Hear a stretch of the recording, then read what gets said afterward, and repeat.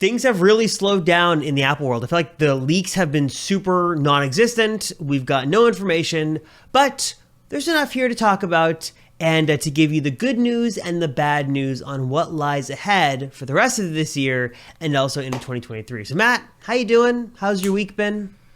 Going well, like you said, things are cooling down. It started snowing. It's like a whole different time of year, but yeah, it's interesting.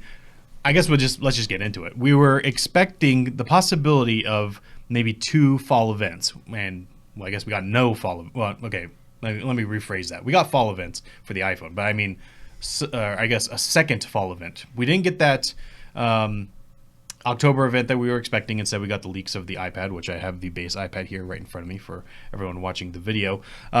But we were also expecting the possibility of some more products that we have not seen yet. More specifically, an M2 Pro / Max MacBook Pro update. But it looks like we're not getting that. So what's the rundown? What happened there? Why are we not seeing these?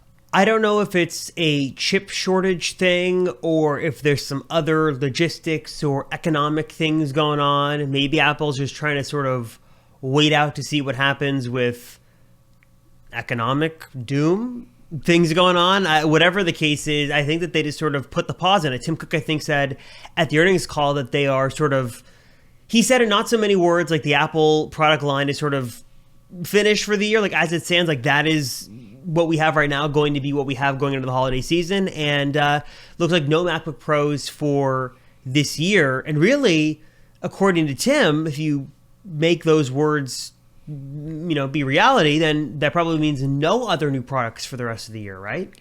Right, because that's kind of all we were really expecting. I'm trying to think what else maybe was possible, maybe like a Mac Mini or something. But yeah, if we're not getting MacBook Pros, we're not really expecting anything. I guess that's fine, like, because the more I think about what this MacBook Pro was supposed to be, just the M2 bump, I mean, is that really going to change anything? Like, is it a huge year-over-year update? Probably not, especially when you're just looking at what the M2 is. I guess, to me, that leaves the question, like, are we going to see it, like, at this, rumored January event, or are we going to have to wait till March? Or are they going to wait, like, another, 9 months to reveal this thing? Like, are we going to see it soon? It's just not quite there, or are they just going to wait a whole other cycle? What do you think? I think that, especially the MacBook Pro, if it's just M2, definitely more of a non-shocking surprise. So I feel like that could easily be like a press release thing. Even if anything, I feel like there used to be those days where Apple would just sort of throw up a new version of the Mac and not say anything, or I don't even think they put out a press release. It's just there sort of in the store as a new configuration. I think that sort of speaks for itself. Maybe there's like some slight tweaks and they do a little press release, but I feel like that could drop at any time.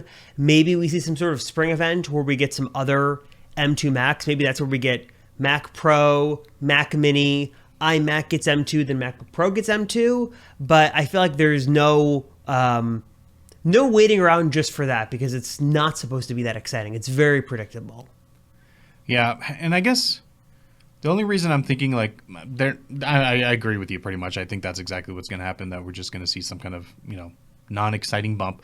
But I almost in the back of my head wish that Apple would kind of take their time with this and release the, I guess, quote unquote, real M2. Because didn't we get reports back before the M2 was launched that this was a M1.5 instead of the actual M2?